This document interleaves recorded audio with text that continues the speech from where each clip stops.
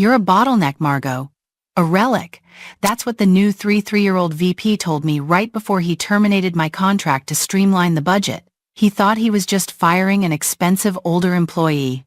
He didn't realize he was actually evicting the landlord of his own digital infrastructure. He signed my liability waiver with a smug grin, thinking he'd won. He had no idea that in exactly 72 hours, his innovation would freeze emergency rooms across Chicago, and legal would be begging me to pick up the phone. Before I reveal how a single signature cost them $50 million, let me know where you're watching from in the comments. And if you've ever had a boss who confused experience with expiration, hit that subscribe button. You're going to enjoy this. My name is Margot Karras, and I am not a person who enjoys chaos.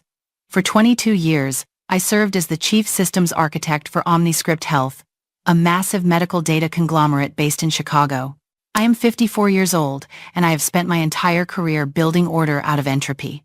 When I started at this company, it was nothing more than 3 pharmacists operating out of a damp basement, tracking prescriptions on Excel spreadsheets that crashed every time the file size exceeded 10 megabytes. I was the one who came in and laid the digital foundation. I wrote the Karras Core, the proprietary architectural engine that now securely processes over 4 million patient records a day. I built the firewalls that keep Russian ransomware gangs out of our database. I designed the redundancy protocols that ensure a surgeon in the emergency room never has to wait more than 0.3 seconds to see a patient's blood type. For 2 decades, I was the invisible structural engineer of this company's success. I was the reason everything worked. And because everything worked so perfectly, nobody ever noticed me. Silence was my signature. But silence, it seems, is easily mistaken for obsolescence by men who measure value solely by the volume of their own voices. That was the mistake made by Silas Thorne. Silas was our newly appointed Vice President of Strategic Innovation, a 33-year-old man who wore Italian suits that were too tight across the shoulders and spoke exclusively in corporate buzzwords he had learned from LinkedIn articles. He arrived at OmniScript with a mandate to disrupt our internal culture, a directive he interpreted as destroying anything he didn't immediately understand. He viewed my rigorous safety protocols not as essential protection, but as bureaucratic friction. To him, I wasn't the guardian of the vault. I was the old woman standing in the way of his sprint toward a quarterly bonus.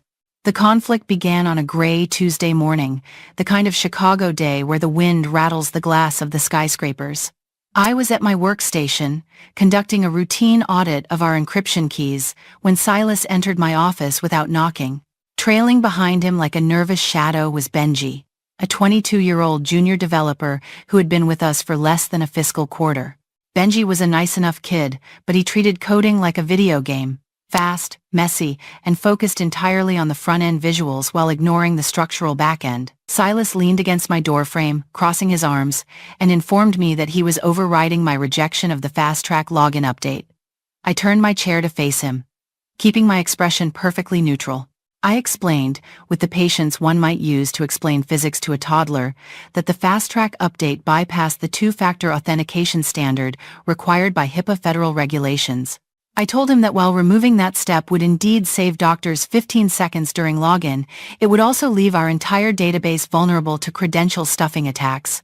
Silas didn't listen. He waved a hand dismissively, as if swatting away a fly. He told me that my thinking was legacy. He used that word like a slur. He said the market demanded velocity, not paranoia, and that my insistence on regulatory compliance was stifling the agile workflow he was trying to implement. He then turned to Benji and ordered the boy to deploy the code immediately, bypassing my administrative block. I looked at Benji. The boy's eyes were wide, darting between the VP and me. He knew, technically, that I was right. But he also knew who signed his timesheets. With a trembling hand, Benji typed the override command into his laptop. I didn't stop him. I didn't raise my voice or threaten to call HR. I simply watched the terminal on my screen flash green as the security layer was stripped away. In that moment, I realized that arguing with Silas was like trying to explain the concept of drowning to a fish. He wouldn't understand until he was gasping for air. So, I did the only logical thing. I opened my private log file and documented the event. Executive override invoked by Silas Thorne. Security Protocol 4, a disabled. Liability shifted. I saved the file, took a sip of my lukewarm tea, and waited. I didn't have to wait long. 2 days later, on a Thursday morning, the calendar invitation appeared in my inbox. Department All Hands. Strategic Realignment. It was a Zoom webinar link. When I joined, I saw nearly 200 faces from the IT and engineering departments populate the grid. Silas sat at the head of the boardroom table, broadcasting in high definition. He looked energized, practically vibrating with the thrill of his own power. He began the meeting with a 20-minute monologue about the need for fresh blood and digital natives to lead the company into the future. He spoke about shedding the heavy skin of the past. And then, with a smile that didn't reach his eyes, he announced the restructuring. He didn't just fire me, he made a spectacle of it. He declared that the role of Chief Systems Architect was being dissolved to flatten the organization and promote rapid iteration. He named Benji as the new lead of Systems Agility. Then, he looked directly into the camera lens, looking directly at me, and said that Margot Karras would be transitioning out of the company, effective immediately. The chat box on the side of the Zoom screen remained frozen. No one typed a goodbye. No one typed a protest. The fear was palpable even through the internet connection. These were engineers who knew exactly how much load I carried, but they also had mortgages and student loans. I didn't blame them for their silence. I simply unmuted my microphone for one brief second. "Understood," I said. My voice was steady, devoid of the emotion Silas was undoubtedly hoping to provoke. I didn't give him tears. I didn't give him anger. I gave him nothing but professional compliance. 10 minutes later, Silas was standing at my desk with a cardboard box and a security guard. He wanted to ensure I didn't steal company property. The irony was almost suffocating. He demanded my badge, my keys, and the administrative passwords to the mainframe. I stood up, smoothing the creases in my skirt. I reached into my locked drawer and pulled out a document I had drafted 15 years ago. The original intellectual property rider from my very first contract with OmniScript, back when they were too poor to pay me a full salary and instead agreed to let me retain ownership of the core code I developed. The document clearly stated that OmniScript held a usage license for the Karras core, contingent upon my continued employment or a paid monthly retainer. By firing me, he was effectively canceling that license. But I didn't explain that part to him. Not yet. I simply placed a standard termination of responsibility waiver in front of him. "I need you to sign this," I said quietly. "It formally acknowledges that as of 11 a.m. today, Margot Karras is no longer responsible for the integrity, security, or uptime of the OmniScript network. Once you sign this, the system is entirely yours." Silas barely glanced at the paper. He was too busy gloating, too busy enjoying the sight of the office matriarch being dethroned. He snatched the pen from my hand, scrawled his signature across the bottom line, and shoved it back at me. "Happy now?" he sneered. "Now give me the passwords and get out. We have a future to build." I handed him a sticky note with the root credentials. I placed my ceramic mug and a photo of my prize-winning rose garden into the cardboard box. I looked at the server room one last time. The blinking blue lights of the racks I had installed with my own hands. The hum of the cooling fans that sounded like a heartbeat. I felt a strange pang of sadness, not for myself, but for the machine. It was about to be orphaned. I walked past Benji, who refused to make eye contact with me, and headed for the elevators. As the doors closed, shutting out the world of OmniScript, I pulled out my phone. I opened the admin app for my private consulting firm, Karras Logic LLC. I navigated to the Client Licenses tab. There was OmniScript Health, listed as active. I tapped the Edit button. I changed the status to License Terminated, Vendor Exit. A warning popped up on my phone screen. Action will initiate 72-hour grace period, followed by system lockdown. Proceed? I didn't hesitate. I pressed Confirm. I wasn't hacking the system. I wasn't planting a virus or a logic bomb. I was simply following the strict letter of the contract that Silas had just unknowingly voided. The software was programmed to check for a valid vendor certificate every 3 days. Without me there to authenticate it, the certificate would expire. When it expired, the Karras core would assume the system had been stolen or compromised, and it would do exactly what a high-security medical database is designed to do. It would lock the doors, swallow the keys, and encrypt the data to protect the patients. The clock started ticking at 11:15 a.m. on Thursday. They had 72 hours. The next 3 days were the most peaceful of my life. While OmniScript was undoubtedly celebrating my departure, I went home and slept for 12 hours straight. I woke up on Friday morning and spent the entire day in my garden. I pruned the hydrangeas. I fertilized the soil. I drank tea on my porch and listened to the wind in the trees, a sound so different from the constant drone of server fans. I deliberately did not check the news. I did not check LinkedIn. I disconnected completely. It was a detoxification. Meanwhile, inside the office, I knew exactly what was happening. With the security layers stripped away by Benji's new update, the system would be flying. It would be faster than ever. The doctors would be praising the speed. Silas would be walking around the office like a conquering hero, telling the board of directors that firing me was the best decision they ever made. They were experiencing the exhilarating rush of freefall, mistaking it for flying. They didn't realize the ground was rushing up to meet them. Saturday passed. Then Sunday. The 72-hour grace period was ticking down, second by silent second. I imagined the server logs filling up with certificate renewal, warning messages, yellow flags that Benji was likely ignoring because he didn't understand what they meant, or because he had muted the notifications to avoid annoying Silas. Ignorance is bliss until it becomes negligence. Monday morning arrived. The deadline was 11:15 a.m. I was in my kitchen, baking a loaf of sourdough bread. The smell of yeast and warm flour filled the house. I checked the clock on the microwave. 11:14 a.m. I poured myself a cup of coffee and leaned against the counter. 11:15 a.m. It happened instantly. I didn't need to be there to see it. I knew the code better than I knew my own reflection. At that exact second, the Keras core made its scheduled call to verify the vendor license. It received a null response. Immediately, the failsafe protocol kicked in. In operating rooms, pharmacies, and insurance offices across the state, the screens didn't just freeze, they went black. Then, a single message appeared in stark white text. Critical error. Vendor license expired. System lockdown initiated. Data encrypted for protection. The chaos would have been instantaneous. I imagined the scene at headquarters. Phones beginning to ring, first one, then 10, then hundreds. A cacophony of panic. Surgeons unable to access MRI scans. Pharmacists unable to verify dosages.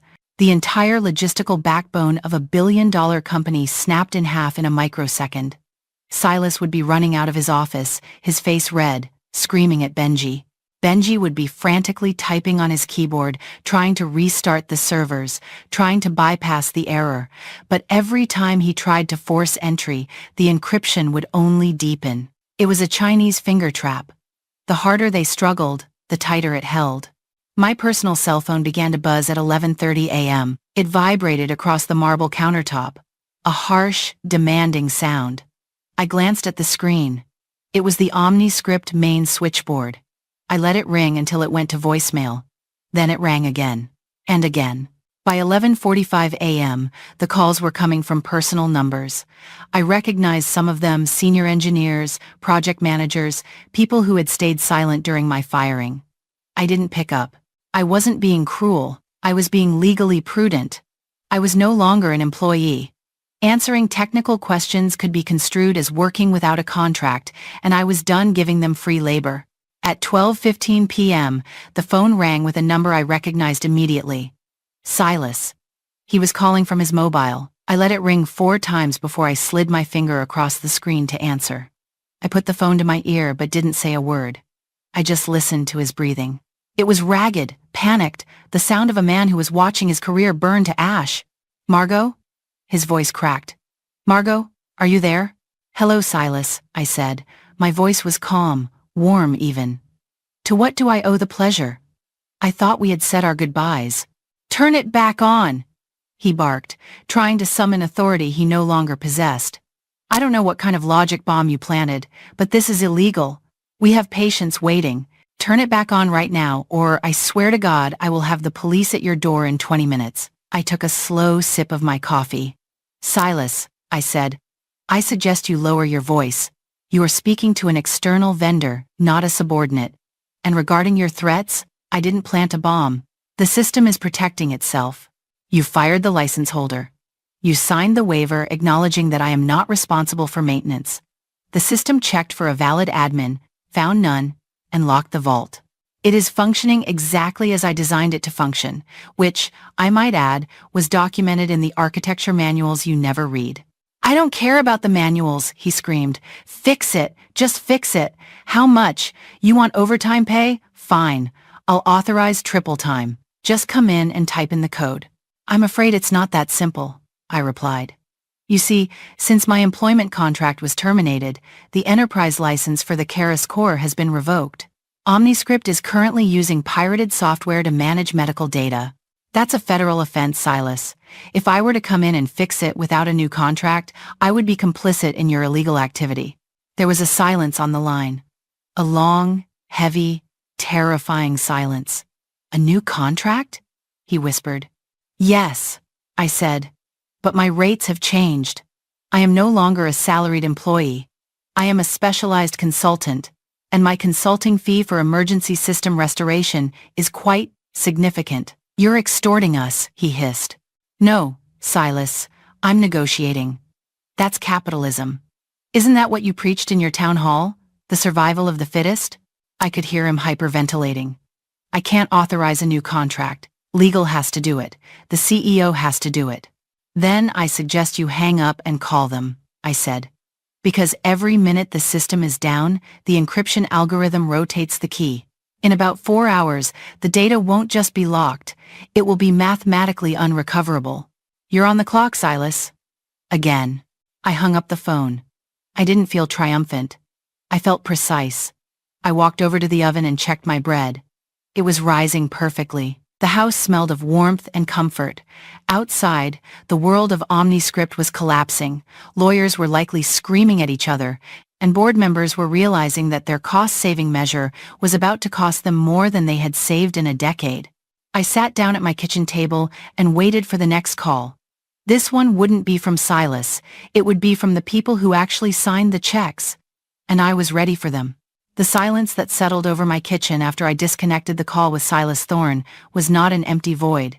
It was a heavy, pregnant stillness, comparable to the atmospheric pressure drop just before a tornado touches down. I placed my mobile phone face down on the cool marble of the countertop, positioning it precisely parallel to the edge, a small gesture of order in a world that was rapidly descending into chaos.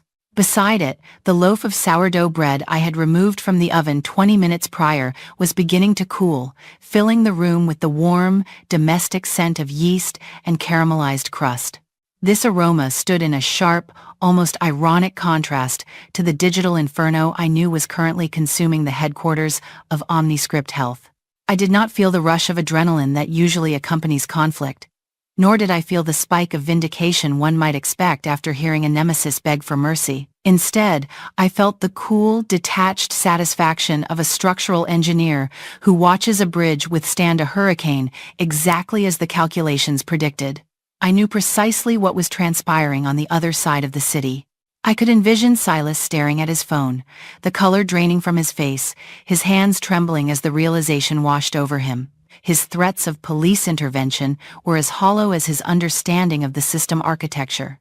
He was a man who had brought a plastic knife to a war involving nuclear deterrence, and he had just realized the launch codes had already been entered. While I buttered a slice of warm bread, deliberately moving with slow, measured gestures to maintain my own internal rhythm, the true machinery of OmniScript Health began to grind into motion. It was not the server banks that were reacting. Those were dead, locked in their encrypted stasis, humming with the stubborn refusal of a bank vault. It was the human machinery that was finally waking up, specifically, the Department of Legal Affairs. I knew Loretta Vance, the general counsel for OmniScript, very well. She was a woman who terrified board members and junior associates alike, a 60-year-old legal shark who wore tailored gray suits that looked like armor, and possessed a mind that functioned like a steel trap. She had not been invited to the meeting where I was fired, which was Silas's first strategic error. His second, and far more fatal mistake, was assuming that the contracts I had signed 20 years ago, back when the company was a chaotic startup operating out of a damp garage, were standard boilerplate agreements that could be ignored. I learned later, through the clandestine network of loyal engineers who still whispered my name in the break rooms and via encrypted message apps, exactly how the scene unfolded in the executive wing. Loretta had stormed into the IT department, the sharp staccato of her heels cutting through the panic of the junior staff like gunfire. She found Silas in his glass-walled office, pale and sweating, still clutching his phone as if hoping it would ring back with a magical solution. She didn't ask him what was wrong.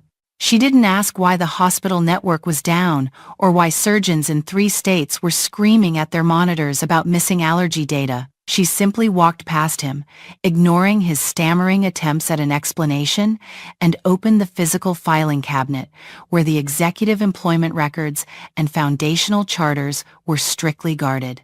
She pulled out a thick, dust-coated binder labeled Karis Margot Founding Documents, 2004.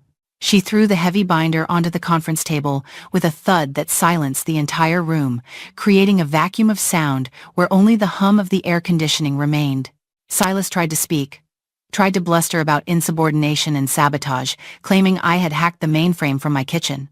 Loretta didn't even look at him. She held up a single, manicured hand to silence him, a gesture of absolute authority that brooked no argument. She began to read. She didn't read loud enough for the whole office to hear, just loud enough for Silas to understand that his career was ending in real time. She turned to page 42, the intellectual property rider, clause 19b.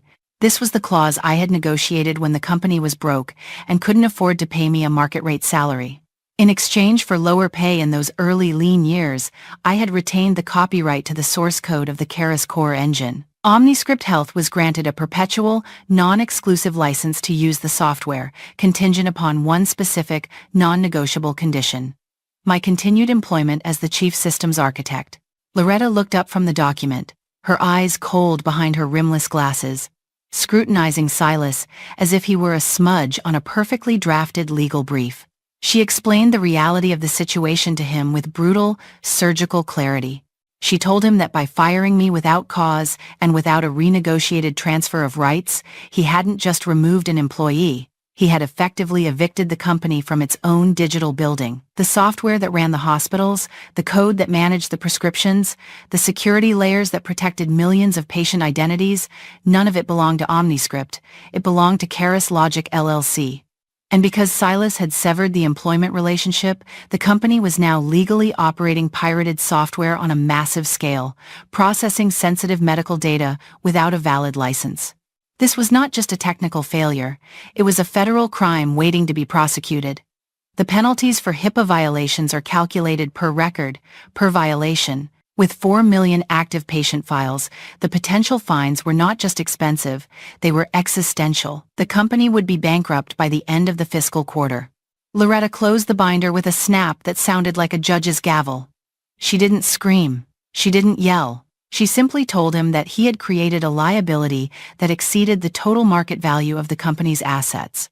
She ordered him to sit down and be quiet, treating him like an unruly toddler, and then she picked up the phone to call the only person who had the authority to write a check large enough to fix a mistake of this magnitude: Sterling, the chief executive officer. At my home, the afternoon rain had begun to fall.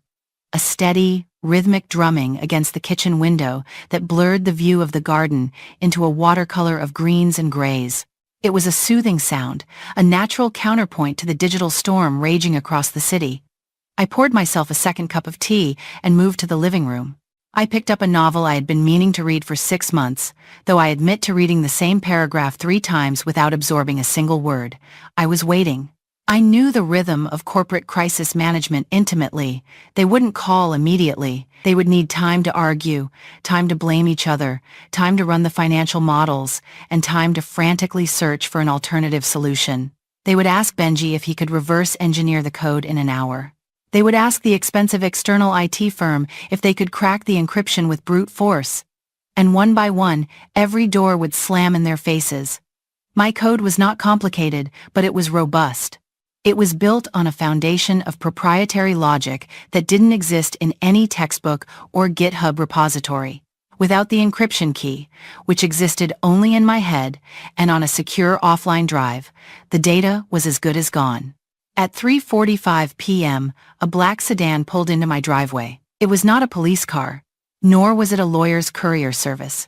It was a Mercedes-Benz S-Class with tinted windows, the kind that idles silently and costs more than most people's homes. I watched from the gap in the living room curtains as the driver stepped out, opened a large black umbrella, and opened the rear door. Sterling stepped out into the rain. He was a man who usually only appeared in Forbes magazine profiles or at shareholder galas, wearing bespoke tuxedos and holding a glass of champagne. Today, he looked older than his photos.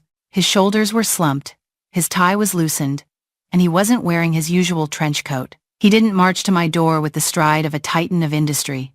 He walked with the hesitant, heavy steps of a man approaching a loaded cannon, unsure if it was about to fire. I opened the front door before he could knock. I didn't invite him inside immediately. I stood in the doorway, blocking the entrance, forcing him to stand on the porch under the shelter of the overhang while the wind blew rain onto the cuffs of his expensive trousers. The power dynamic had shifted completely, and physically demonstrating that shift was a crucial part of the negotiation. He was a billionaire in a wetsuit, I was a gardener in a wool cardigan, and I held all the cards. "Margot," he said, his voice raspy, likely from hours of shouting or negotiating with panic-stricken board members. "Can we talk?" He started to apologize before I could answer. He talked about misunderstandings and rogue executives acting without board oversight. He tried to frame Silas as a lone wolf, a bad apple who had made a unilateral decision that the board would never have approved. It was a polished speech, likely rehearsed in the car ride over, designed to flatter my ego and appeal to my sense of loyalty to the company I had helped build from the ground up. He spoke of the patients, of the doctors, of the OmniScript family that I was abandoning. I let him finish. I let him expend all his corporate charm and exhaust his supply of excuses. I waited until the silence stretched out between us, uncomfortable and wet, filled only by the sound of the rain. And then, I spoke. "Sterling," I said, keeping my voice low and even, devoid of the anger he expected. "I appreciate the apology, but apologies do not decrypt server banks, and family doesn't fire family via a Zoom call while muting their microphone. I have no interest in returning to OmniScript as an employee. That bridge has been burned, and the ashes have been scattered. I am now an independent vendor, and you are a potential client asking for a rush job on critical infrastructure." I reached behind me to the hallway table and picked up a single sheet of paper that I had printed out while I was waiting. It was a consulting agreement, drafted on the letterhead of Keras Logic LLC. I handed it to him. "These are the terms," I said. "They are simple, brutal, and non-negotiable." Sterling squinted at the paper in the dim light of the storm. I watched his eyes scan the 3 bullet points. First, an immediate, non-refundable emergency consulting fee of $500,000 wired to my business account within the hour. Second, a mandatory 5-year maintenance contract for the Keras Core software, billed at 3 times my previous annual salary, with a golden parachute clause that guaranteed full payout if the contract was terminated early for any reason. And third, a public statement to the board of directors and the company shareholders acknowledging that the system failure was due to administrative error by current leadership, effectively clearing my professional reputation of any negligence or malice. He looked at the number. $500,000 for what might be 10 minutes of work. He blinked, a drop of rain dripping from his hairline onto the paper. For a moment, I saw the flash of the negotiator in his eyes. I thought he might argue. I thought he might try to haggle, to offer stock options instead of cash, or vague promises of future bonuses. But then his phone buzzed in his pocket, a harsh, vibrating reminder of reality. He glanced at it. It was likely an update from the hospitals, perhaps a report of a patient being turned away from surgery because their records were inaccessible, or news that the press had gotten wind of the outage. The reality of the leverage pressed down on him like gravity. He realized that every minute he spent arguing was costing the company millions in reputation damage and potential lawsuits. He reached into his jacket pocket, took out a gold fountain pen, and used the siding of my house as a desk to sign the document. The ink bled slightly in the damp air. He photographed the signed page with his phone and dialed a number. He didn't text, he called. "Authorize the wire," he said into the phone, his voice flat. "Yes, the full amount. Override the daily limit. I am authorizing it verbally. Do it now." "It's done," he said, capping the pen and looking at me with weary eyes. "The wire is initiated. You'll see it in moments." We stood there in silence for 10 minutes. It was the most expensive silence in the history of the company. I didn't move. I didn't offer him a towel. I waited until my phone pinged with a notification from my bank app. I checked the screen. The wire transfer had cleared. $500,000. Liquid. Real. Irreversible. I nodded to him and stepped back, opening the door wide. "Come in, Sterling." We walked into my kitchen. The warmth of the oven still lingered, a stark contrast to the cold rain outside. I pulled out a chair at the small wooden table where I usually ate breakfast and opened my laptop, which was sitting next to the flour and the butter. Sterling stood behind me, breathless, leaning over my shoulder. He expected me to launch a complex coding interface, a black screen with cascading green text like something out of a spy movie. He expected me to type furious streams of Unix commands to battle the machine in a cinematic display of hacking prowess. He wanted to see the sweat and the effort that justified the $500,000 check he had just authorized. I did none of that. I simply opened the administrative portal for the Keras core, a clean, web-based interface I had designed for ease of use. I navigated to the License Management tab. The status light blinked a furious red. Expired. I clicked Update License. I entered the new contract number he had just generated. Then, I typed in a 16-character alphanumeric key, a master override code that I had kept memorized for 20 years, a sequence of characters that represented the DNA of the system. I pressed the Enter key. One single keystroke. A small progress bar appeared on the screen. It filled with green from left to right in less than 3 seconds. A message popped up. License validated. Decryption in progress. System restoring. Reconnecting nodes 1 through 400. On the dashboard, the red lights began to flip to green, one by one, then in rapid cascades. The server load graphs spiked as data began to flow again. The heart of OmniScript Health started beating. "That's it?" Sterling asked, his voice barely a whisper. He sounded stunned, perhaps even a little offended by the banality of the solution. "That's what I just paid for? One password? 10 seconds of typing?" I turned in my chair to face him, closing the laptop lid with a soft click. I looked him dead in the eye. "You didn't pay for the keystroke, Sterling. You paid for the 22 years of architecture that allowed that password to exist. You paid for the foresight to build a system that protects itself when its guardians are removed. You paid for the insurance that keeps your hospitals running when your VPs are incompetent. And most importantly, you paid for the lesson." He stared at me for a long moment, the realization settling in his features. He looked at the closed laptop, then at the bread on the counter, then back at me. Slowly, he nodded. He understood. In the world of high-level business, you don't pay for the effort, you pay for the result. And I had just delivered the only result that mattered. Survival. "Thank you, Margot," he said. It was the first honest thing he had said all day. He turned and walked out of my kitchen, back into the rain, back to his black car, leaving wet footprints on my hardwood floor. The aftermath was swift, surgical, and absolute. By the time Sterling got back to the office, the screens in the hospitals were flickering back to life. Patient records were populating.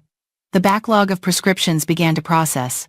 The crisis evaporated as quickly as it had begun, leaving behind only the smell of burnt careers. Silas Thorne was removed from the building before the end of the business day. He wasn't just fired, he was erased. Security escorted him out the back entrance to avoid the glare of the employees he had nearly doomed. His biography was scrubbed from the company website within the hour. His email was deactivated and his company car was repossessed. Rumor had it that OmniScript was preparing a civil lawsuit against him for gross negligence and breach of fiduciary duty to recoup the cost of my consulting fee.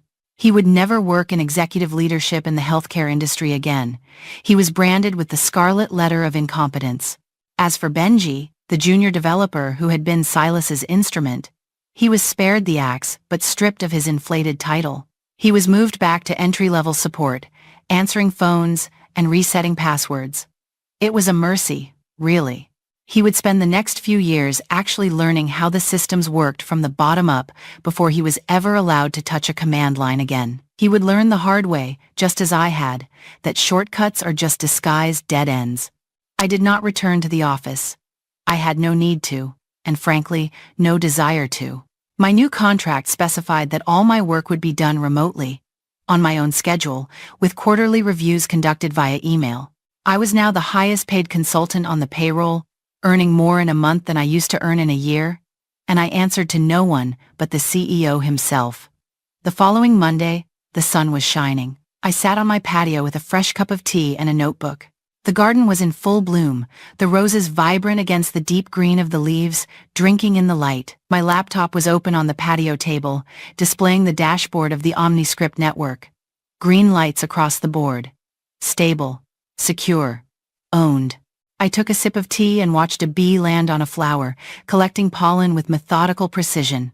I thought about the nature of power in the corporate world. Men like Silas thought power was noise.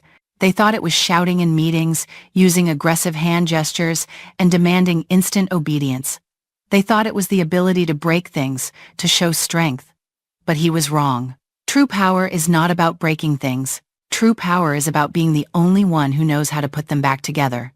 It is about quiet competence. It is about reading the fine print that others ignore. And ultimately, it is about being the one holding the keys when the doors slam shut. I closed my laptop. The work was done. The system was safe. And for the first time in 20 years, I didn't have to worry about someone looking over my shoulder, questioning my methods, or threatening my livelihood. I had compliance. I had silence. And most of all, as I looked out over the empire of flowers I had built with my own hands, I finally had peace. In a corporate world that worships the loudest voice in the room, I proved that true power lies in being the one who holds the keys. My silence wasn't weakness. It was a strategy. It was the quiet confidence of knowing exactly what I brought to the table and exactly what happened when I took it away. If you have ever felt undervalued, or if you have ever had to quietly pack your box and let the bridge burn behind you, know this: you are not alone. If my story spoke to you, please leave a comment, and share it with someone who needs to be reminded of their own value. Sometimes, the best revenge is simply letting them see what life looks like without you.